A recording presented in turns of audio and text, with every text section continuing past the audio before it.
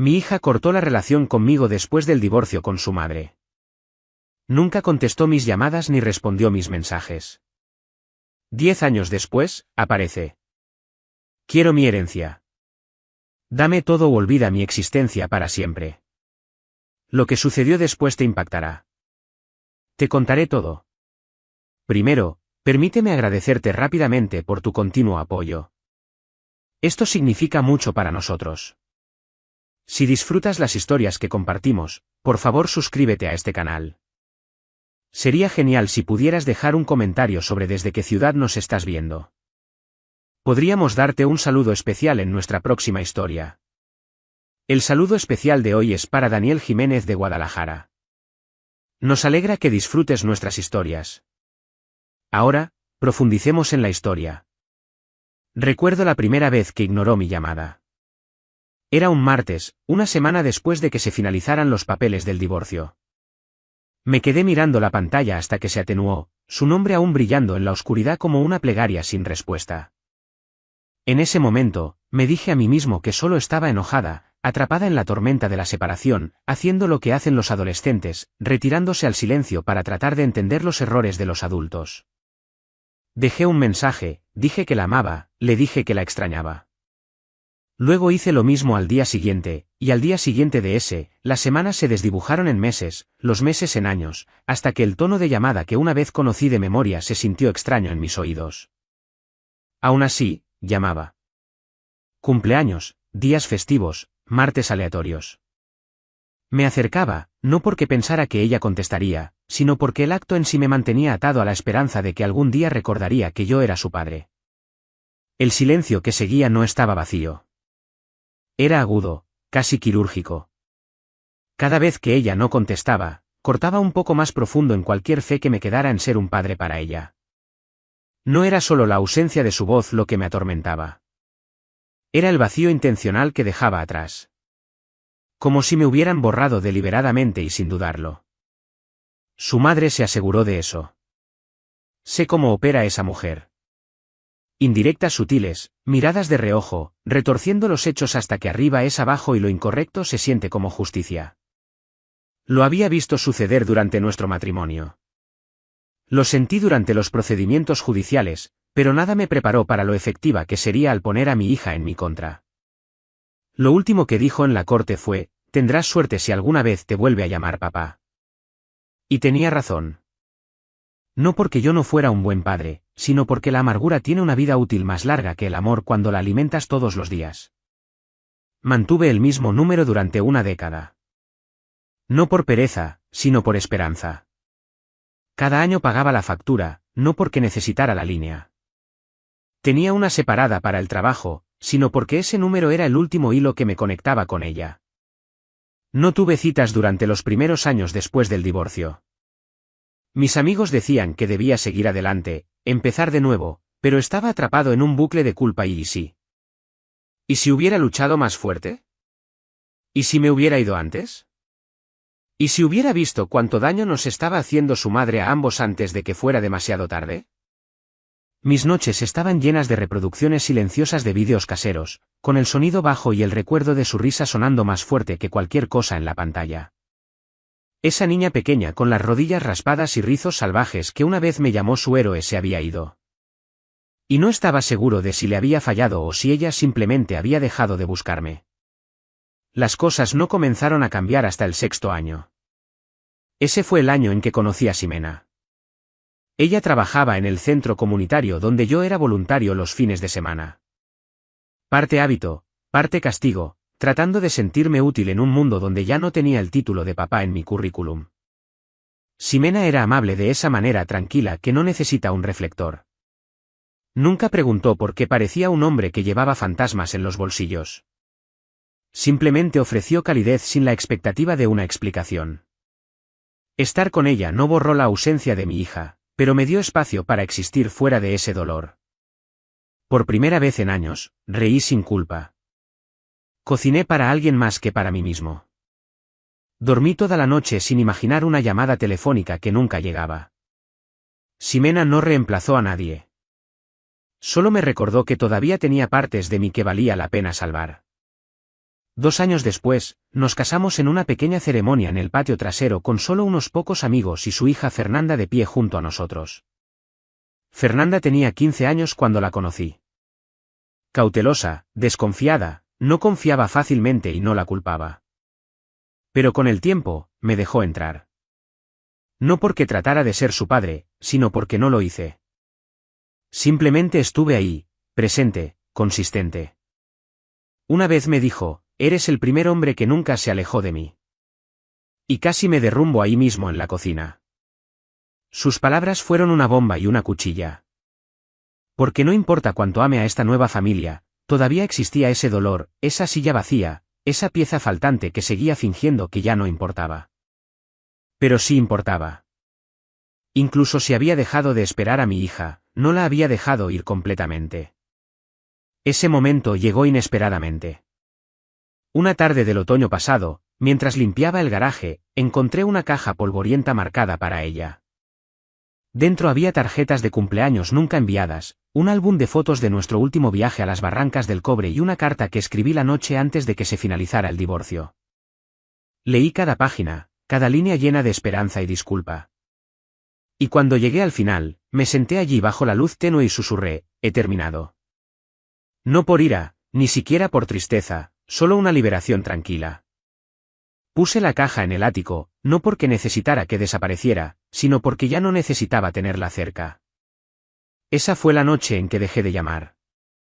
No cambié mi número.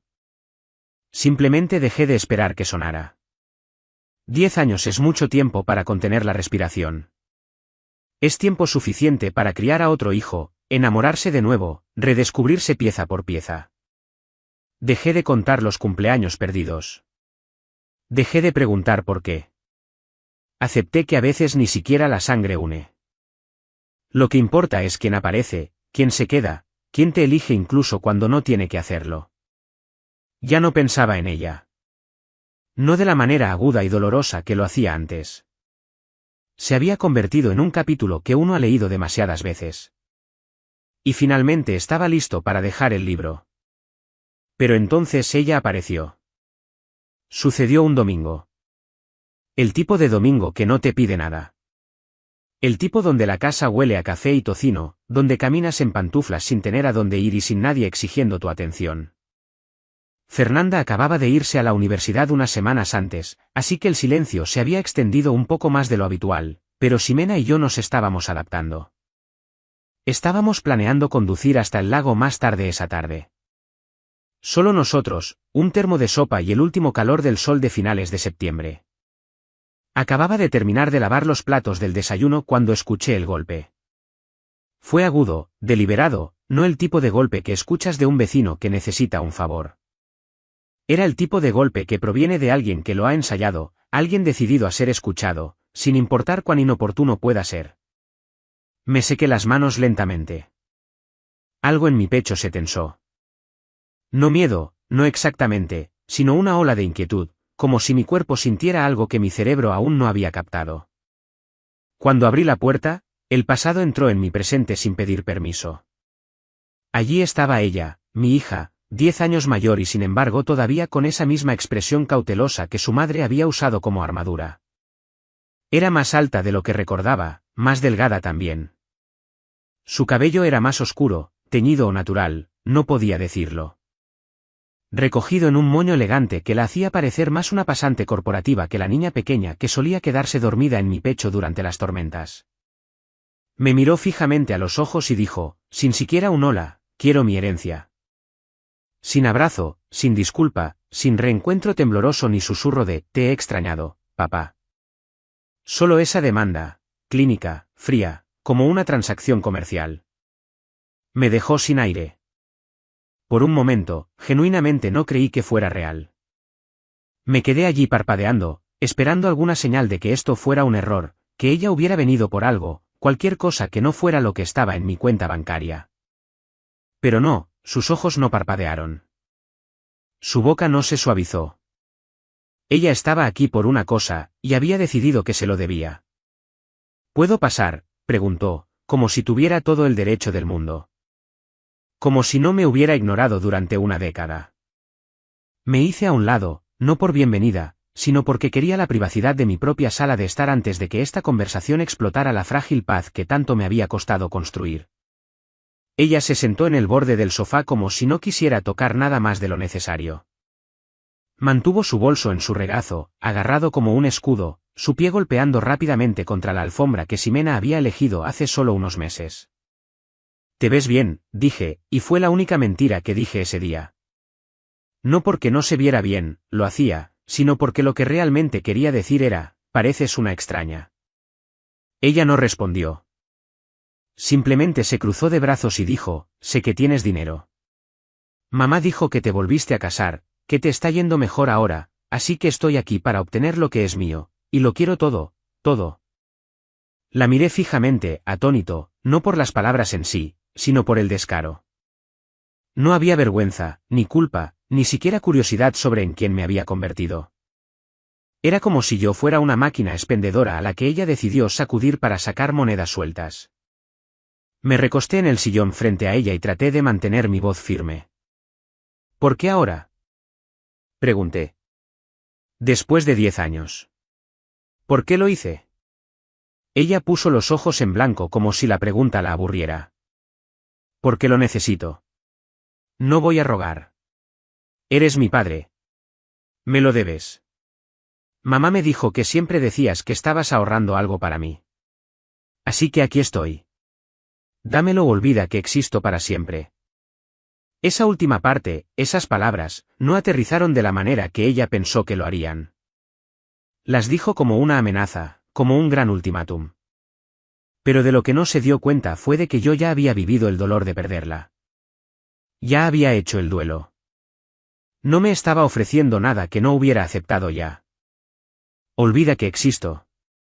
La ironía era que me había esforzado mucho por no hacerlo. Pero ahora, al escucharla decirlo, me di cuenta de lo fácil que era en realidad. Me reí, no fuerte, no cruelmente, solo una risa ahogada que se escapó como una verdad que no planeaba decir en voz alta. «Ya me olvidé de ti», dije en voz baja. «No tienes nada aquí». Su rostro cayó, no de dolor, sino de shock.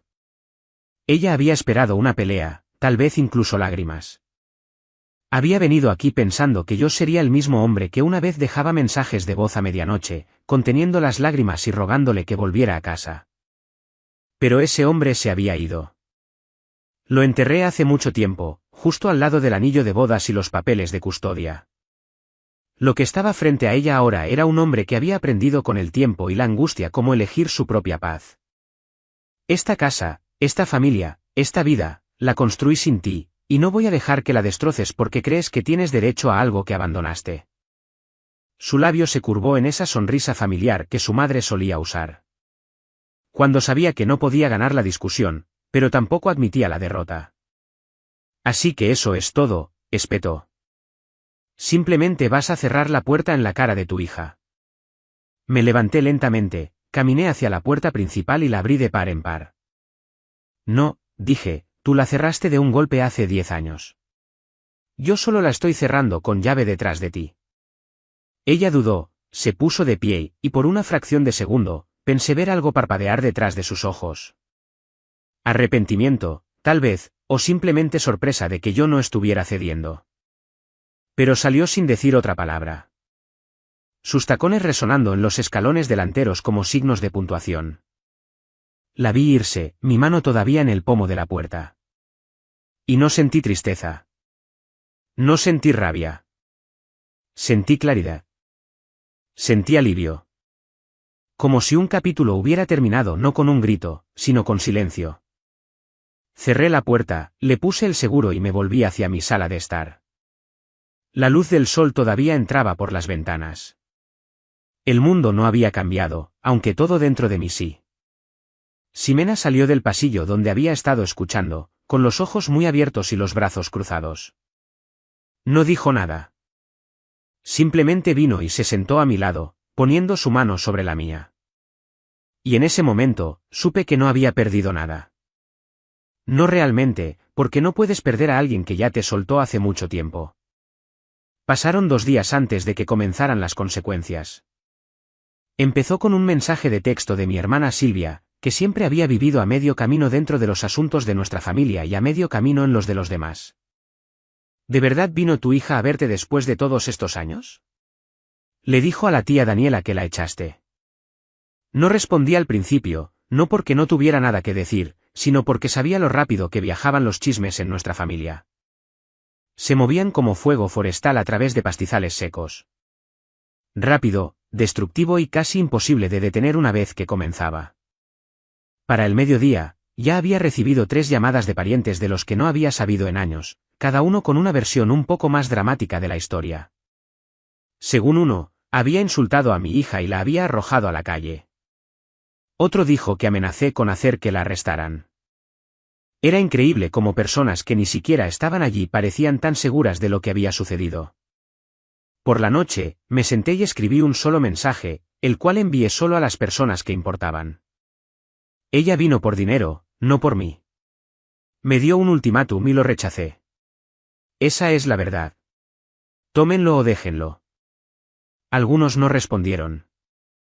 Otros lo hicieron, pero con cuidado, tratando de pisar ambos lados de una cerca que no se daban cuenta de que ya no existía. Pero una respuesta se quedó conmigo. Vino de mi primo Marcos, que siempre había mantenido su distancia del drama familiar, pero tenía buen ojo para denunciar tonterías. Hiciste lo que la mayoría de la gente tiene demasiado miedo de hacer. Decir no a alguien que te dejó atrás. No dejes que lo tergiversen como si fueras el villano solo porque finalmente encontraste tu columna vertebral. Me quedé mirando ese mensaje durante mucho tiempo, leyéndolo una y otra vez hasta que las palabras se sintieron como una armadura. Porque por mucho que quisiera no verme afectado, no lo estaba. No del todo. A la mañana siguiente, Ximena se sentó frente a mí en la mesa de la cocina, su té enfriándose entre sus manos. Me miró como si estuviera esperando permiso para hacer la pregunta que colgaba en el aire. Finalmente se lo di. Puedes preguntar, dije, con la voz ronca por una noche de dar vueltas a los pensamientos en mi cabeza como una marea inquieta. ¿Te arrepientes?, preguntó suavemente. ¿De lo que le dijiste? No respondí de inmediato. Quería hacerlo. Quería decir que no. Absolutamente no. Que había hecho las paces y no le debía nada a esa chica. Pero la verdad era más turbia que eso. No me arrepentía de lo que dije. Me arrepentía de haber tenido que decirlo. De que después de 10 años de silencio, la primera conversación real que tuve con mi hija fue una en la que tuve que protegerme en lugar de abrazarla. No, dije finalmente, pero todavía duele. Esa tarde, escuché un golpe de nuevo. Esta vez, fue más lento, menos contundente, casi vacilante. Abrí la puerta, esperando a un vecino o la entrega de un paquete. Pero allí estaba ella de nuevo, mi hija.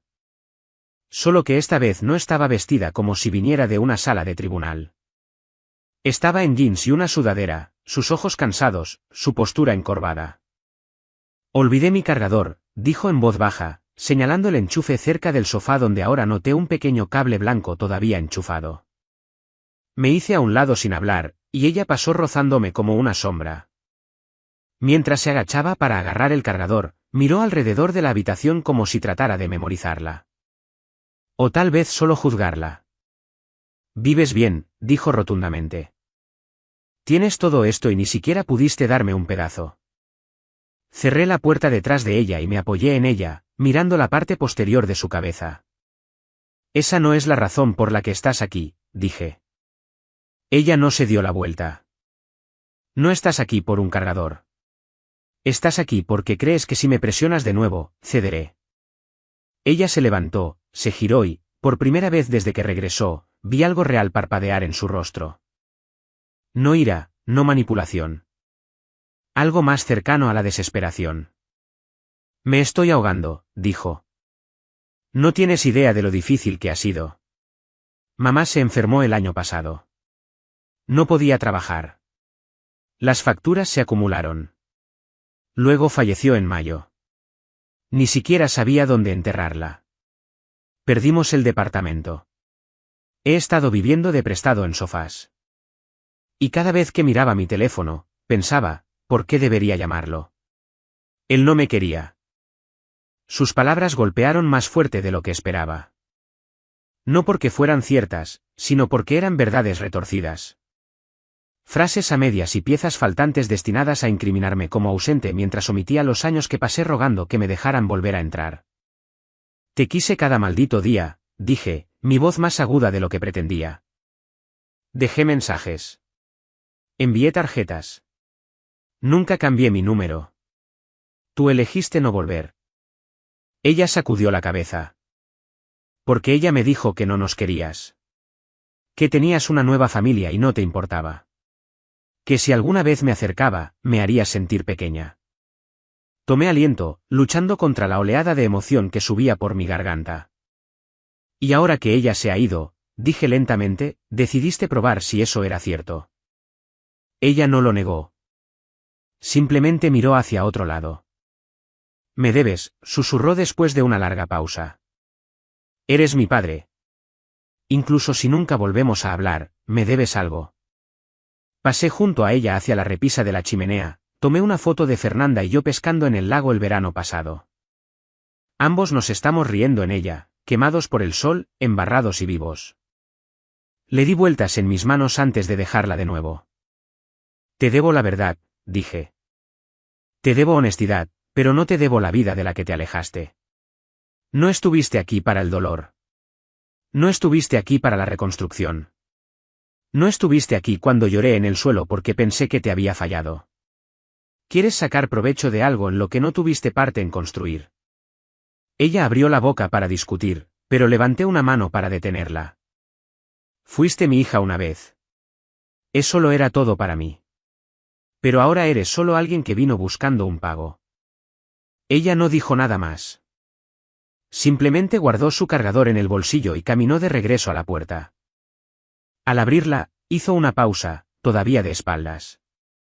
Si me voy ahora, dijo en voz baja, no voy a volver. Y por primera vez, le creí. Pero también sabía que no podía ser rehén del miedo a perder a alguien que ya me había dejado una vez. Entonces vete, dije. Pero no finjas que es mi culpa que te vayas. Ella salió a la luz del día que se desvanecía y no miró atrás. No esperaba que lo hiciera.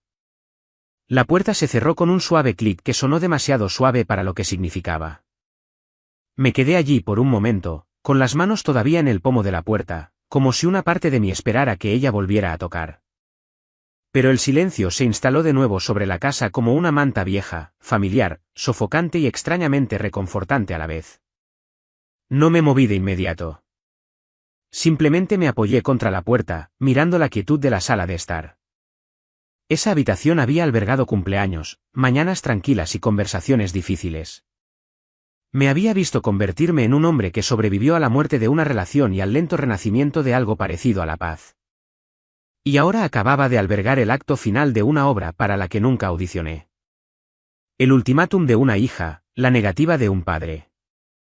Debería haber sentido alivio. En cambio, solo me sentí vacío. Cuando Ximena llegó a casa esa noche, no hablé al principio. Estaba sentado atrás en el columpio del porche, viendo el último rayo de sol caer detrás de la línea de árboles. Ella salió, sosteniendo 2 tazas, entregándome la mía sin decir una palabra. Era manzanilla, como siempre. Ella me conocía demasiado bien ahora como para hacer preguntas que no estaba listo para responder. Pero se sentó a mi lado, nuestros hombros rozándose, su calidez conectándome a tierra cuando mis pensamientos amenazaban con girar en espiral. Vino de nuevo, dije después de una larga pausa. Ximena no se inmutó. Me lo imaginé, murmuró. La excusa del cargador. Me volví para mirarla, sorprendido. Ella dio una sonrisa cansada. ¿Crees que no lo dejó a propósito? La gente así, siempre quiere una segunda entrada. Me reí breve y amargamente. Sí, bueno, ella hizo su salida final. Más tarde esa noche, yacía despierto, mirando el techo. Sus palabras seguían resonando en mi mente, entonces olvídame para siempre. Hubo un tiempo, diablos, una década, en que esas palabras me habrían destrozado, en que habría luchado contra ellas, las habría reescrito, habría rogado por un final diferente. Pero ya no era ese hombre. Había crecido hasta convertirme en alguien que conocía el costo de aferrarse demasiado tiempo, que había aprendido que el amor, cuando se usa como arma, se convierte en una especie de veneno. Empiezas a creer que eres egoísta por poner límites, cruel por elegir la paz. Pero yo no era cruel. Simplemente había terminado de sangrar por alguien que solo aparecía para recoger las gotas. Esa comprensión no llegó con fuegos artificiales. Llegó con silencio, como el momento después de una tormenta cuando todo está quieto, húmedo y roto, pero también claro. A la mañana siguiente, Fernanda llamó desde el campus. Estaba preocupada por los exámenes parciales, algo sobre un laboratorio de biología y un profesor imposible. Escuché, ofrecí aliento y sonreí cuando dijo, solo necesitaba escuchar tu voz. Esa pequeña frase rompió algo en mí, algo que no me había dado cuenta de que todavía estaba aguantando. Durante años, definí la paternidad por la ausencia, por lo que había perdido. Pero Fernanda nunca había pedido nada más que presencia. Ni herencia, ni reembolso por los años perdidos, solo consistencia. Le dije que estaba orgulloso de ella y lo decía en serio. Después de colgar, me senté en la cocina pensando en la diferencia entre la sangre y el vínculo. Uno te ata por nacimiento, el otro lo construyes. Momento a momento, decisión a decisión. 3 días después, recibí un correo electrónico de una dirección que no reconocía. La línea de asunto estaba en blanco. El cuerpo del mensaje era de solo 5 palabras. ¿De verdad no te importa, eh? Sin nombre, sin contexto, pero sabía de quién era. No respondí. Me senté con el mensaje, dejé que se quedara en mi bandeja de entrada como un fantasma negándose a pasar al otro lado. Podría haber respondido, podría haberme explicado, defendido mis elecciones, intentado una última vez ofrecer claridad, pero claridad no era lo que ella quería. Ella quería control. Quería que me sintiera lo suficientemente culpable como para romperme, y no lo haría. No de nuevo. Había pasado demasiados años tratando de hacer que alguien me amara que solo me veía como una utilidad. Ese fin de semana, le dije a Ximena que quería hacer un viaje. Nada grande, solo el lago, tal vez una cabaña, en algún lugar sin servicio celular ni culpa. En algún lugar donde pudiera respirar sin pensar en quién podría aparecer en mi puerta. Empacamos ligero, y para el domingo por la noche, estábamos acurrucados en una cabaña tranquila con tablas del piso crujientes y olor a pino impregnando todo. El lago estaba tan quieto como el vidrio, reflejando las estrellas como un espejo hacia algo más estable que la memoria.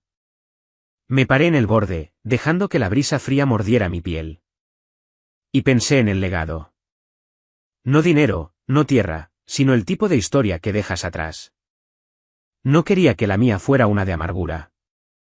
No quería que mi capítulo final con mi hija fuera de heridas abiertas. Pero también me negué a escribirla de nuevo en la historia solo porque exigía un papel protagónico. En nuestra última noche allí, Ximena me preguntó algo que me tomó por sorpresa. Si ella volviera algún día solo para hablar. Sin demandas.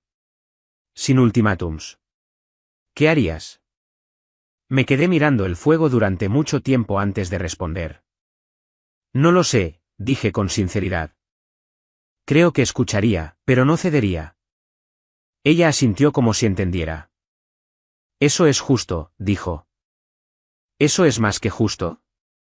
Y lo era, porque el perdón no significaba acceso. El cierre no significaba retorno. Y la curación no requería un final compartido. Solo requería paz. A la mañana siguiente, borré el correo electrónico. Cuando regresamos del lago, todo se sentía ligeramente cambiado, como si los muebles de mi vida se hubieran movido una pulgada hacia la izquierda. Nada dramático, nada tan fuera de lugar como para ser discordante, pero simplemente diferente. La casa estaba tranquila de nuevo, de una manera que se sentía intencional ahora, no solitaria. Desempaqué nuestras maletas lentamente, doblando la ropa con un cuidado que no me había molestado en tener en años. Me encontré limpiando mostradores que no lo necesitaban. Ajustando marcos de fotos que no se habían movido. Organizando cajones que nadie abría. No era ansiedad. Era un ritual. Uno que me hacía sentir que tenía el control. Como si me estuviera conectando a tierra después de una turbulencia emocional. Ximena me miraba desde la cocina, con los brazos cruzados, sus labios curvados en esa pequeña sonrisa de complicidad suya. No lo dijo en voz alta, pero pude verlo en sus ojos. Te estás acomodando de nuevo en ti mismo. Pero el mundo exterior no permitía mucho acomodo. Para el lunes por la tarde, mi buzón de voz estaba lleno de nuevo. No del trabajo, no de amigos, sino de miembros de la familia extendida, algunos de los cuales no había hablado desde el divorcio. Uno de mi tía. Creo que deberías reconsiderar, la familia es la familia. Otro de una vieja amiga de la familia. Perdió a su madre. Por el amor de Dios, no puedes darle la espalda ahora. Cada mensaje llevaba el mismo trasfondo de obligación moral. La sutil acusación de que yo era de alguna manera el villano por no abrir las puertas de par en par solo porque ella finalmente había decidido aparecer. Lo que ninguno de ellos parecía entender, lo que se negaban a captar, era que la ausencia tiene consecuencias. No puedes desaparecer durante una década y reaparecer con la mano extendida exigiendo no solo dinero sino acceso, respeto, confianza. Esas cosas se ganan. Se construyen con el tiempo. No se otorgan retroactivamente porque tus lazos biológicos sean repentinamente convenientes. Ignoré las llamadas durante 2 días.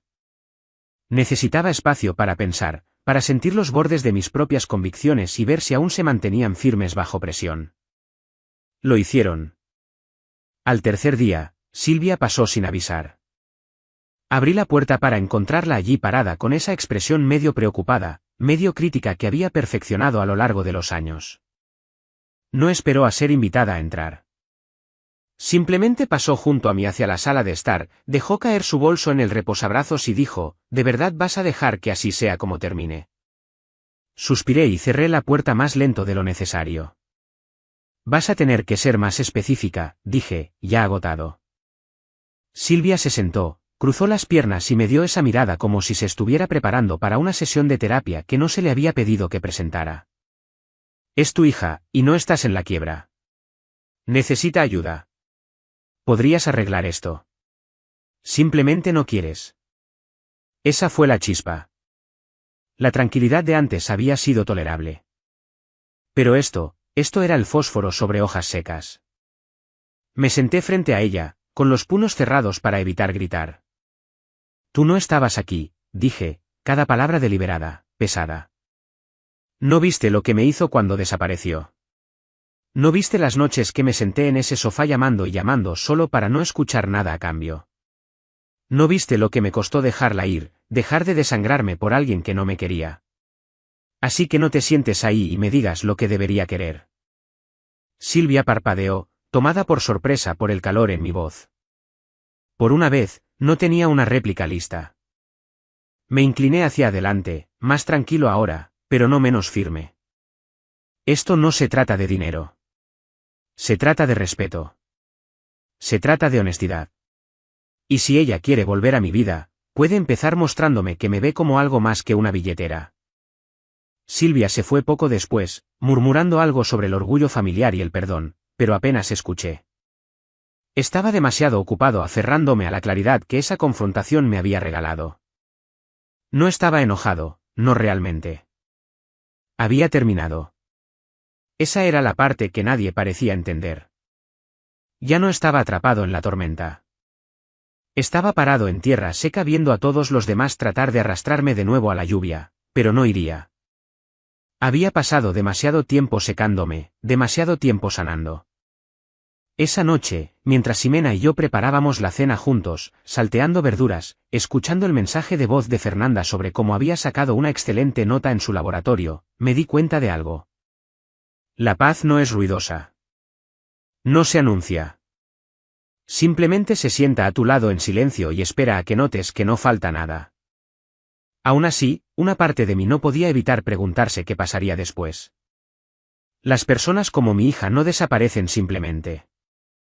¿Habría otra llamada, otro mensaje? No había obtenido lo que quería, y algo me decía que no lo dejaría pasar fácilmente. No tenía miedo, pero estaba preparado. Comencé a reunir papeleo, actualizar el testamento, aclarar beneficiarios, documentar todo. No era paranoia. Era protección. Tenía una familia ahora, una que se había construido sobre la confianza, no la obligación.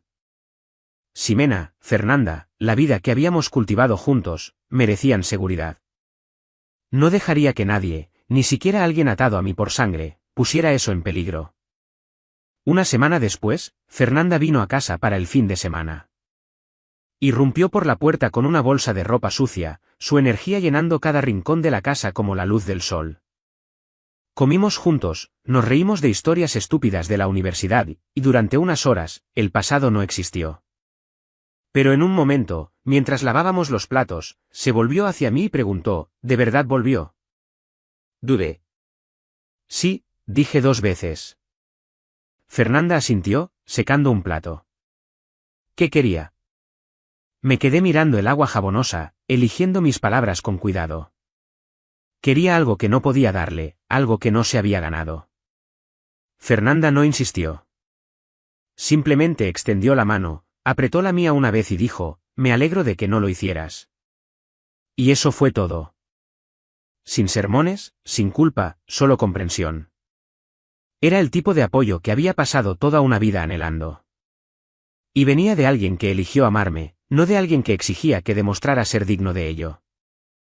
La paz, he aprendido, no llega con fanfarria. No toca ni se anuncia con aplausos. Es algo más silencioso que el alivio, más estable que el perdón. Aparece después de que has quemado el último puente con fósforos mojados cuando finalmente dejaste de esperar que alguien cruce para encontrarte. Viene en el silencio que ya no duele. El tipo que llena tu hogar después de un largo día y se siente como el aire regresando a tus pulmones. Encontré esa paz sentado en mi porche delantero una mañana con una taza de café en la mano, viendo el sol derretir la escarcha del techo de los vecinos. Ximena todavía dormía. Fernanda había regresado al campus y el mundo se sentía por primera vez en lo que parecían décadas completamente inmóvil. Esa mañana, me di cuenta de que la paz tiene un costo. Y ese costo para mí fue la creencia de que cada herida necesitaba ser curada por la persona que la hizo. Solía pensar que el cierre significaba reconciliación. Que la única forma de arreglar algo roto era volver a unir las piezas originales. Esa fue la trampa en la que viví durante años.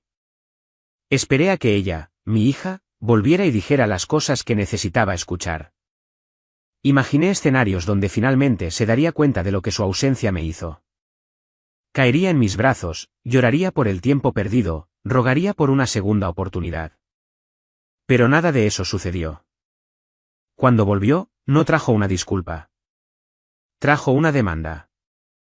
Y cuando se fue de nuevo, no fue con arrepentimiento. Fue con la arrogancia de alguien que todavía creía que el mundo le debía algo solo por existir. Aceptar que ella tal vez nunca cambie fue el precio de mi paz. Lo pagué completamente esa mañana, y en ese pago, sentí que algo se levantaba, como un peso al que me había acostumbrado tanto. Olvidé que lo llevaba.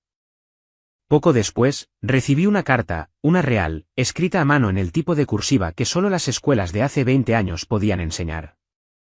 No tenía dirección de retorno, pero reconocí la letra. Era ella. Dentro había 3 páginas por delante y por detrás. Escribió sobre la muerte de su madre, sobre cómo la enfermedad había llegado de repente y luego lentamente, como un ladrón que primero te muestra su cara antes de robarte a ciegas.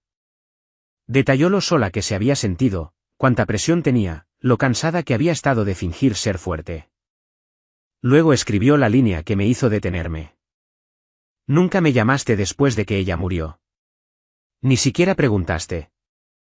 Miré esas palabras, no con ira, sino con un agotamiento que no puedo explicar. Había pasado 10 años llamando, 10 años rogando por conexión. Y la única vez que me quedé en silencio, se usó como evidencia de mi indiferencia. Esa carta no se trataba de reconciliación. Se trataba de cambiar la culpa, de hacerme el villano para que ella no tuviera que verse a sí misma claramente. No respondí. No porque no tuviera palabras, sino porque ya no tenía el deseo de explicarme a alguien que no quería entenderme. Doblé la carta de nuevo, la puse en un cajón que rara vez abría y continué con mi día. Cociné la cena para Ximena, besé su mejilla mientras me contaba sobre una nueva compañera de trabajo que no podía dejar de chismear. Llamé a Fernanda, la felicité por una beca que acababa de ganar. Reí profundamente desde el vientre y no me sentí como un hipócrita por hacerlo. Estaba viviendo plenamente, no a pesar de la ausencia de mi hija, sino porque finalmente la había aceptado. Un mes después, celebramos una pequeña fiesta. Nada grande, solo amigos cercanos, vecinos, algunos compañeros de trabajo. Fernanda vino a casa para ello, radiante mientras nos presentaba a alguien con quien había estado saliendo, un chico de ojos amables llamado Elías. Mientras estábamos en el patio trasero, con luces de cadena brillando arriba, risas curvándose en el aire, miré a mi alrededor y me di cuenta de que ya no me sentía incompleto. Durante años, incluso en los buenos momentos, llevaba una sensación de que faltaba algo. Pero esa noche, no estaba allí. El vacío se había cerrado, no porque se hubiera llenado, sino porque finalmente había dejado de hurgar en él, dejado de medir cada alegría contra una herida que se negaba a cicatrizar. Cuando Elías me entregó una cerveza y dijo, Fernanda habla de ti todo el tiempo. Dice, eres la calma en su caos. Casi me atraganto porque me di cuenta en ese momento de que no había fallado en la paternidad. Simplemente me había visto obligado a redirigirla. Ahora duermo mejor. No reviso mi teléfono en busca de mensajes que nunca llegan. No reproduzco viejos mensajes de voz ni me desplazo por fotos obsoletas preguntándome dónde me equivoqué. He dejado de preguntar qué tipo de padre fui para ella y he comenzado a honrar el tipo de padre que todavía soy, para Fernanda, para mí mismo, para la vida que he reconstruido. Eso no significa que no tenga corazón. No significa que no desee que las cosas hubieran sido diferentes. Pero desear no es lo mismo que esperar. Y me niego a vivir otro año en el limbo, esperando que alguien que no quiere ser encontrado de repente toque a mi puerta con las intenciones correctas. Ya he cerrado esa puerta con llave. Y si ella vuelve alguna vez, la recibiré con honestidad, pero no con acceso. Escucharé. Tal vez ofrezca civilidad, pero no abriré mi vida como una bóveda bancaria para alguien que solo aparece en crisis. Porque la paz, ganada con esfuerzo y muy bien guardada, no es algo que esté dispuesto a apostar de nuevo. Y de eso es de lo que la gente nunca habla. El costo de la paz, las decisiones que tienes que tomar, las personas que tienes que dejar ir, las partes de ti mismo que entierras para que puedas cultivar algo nuevo. Pero cuando finalmente pagas ese precio, cuando finalmente te paras en la calma después de la tormenta, vale cada centavo doloroso porque te das cuenta de que lo único más agotador que alejarse es quedarse en un lugar donde tu alma ya no pertenece. Si alguna vez has tenido que elegir tu paz sobre una persona que alguna vez amaste, esta historia es tuya. A veces, lo más fuerte que puedes hacer es alejarte sin mirar atrás y mantenerte firme en la vida que has construido sin ellos. Si esta historia te llegó, dale me gusta al vídeo, compártelo con alguien que necesite escucharlo y suscríbete para más historias reales y crudas sobre la familia, los límites y el costo de la curación. Nos vemos pronto en la próxima historia.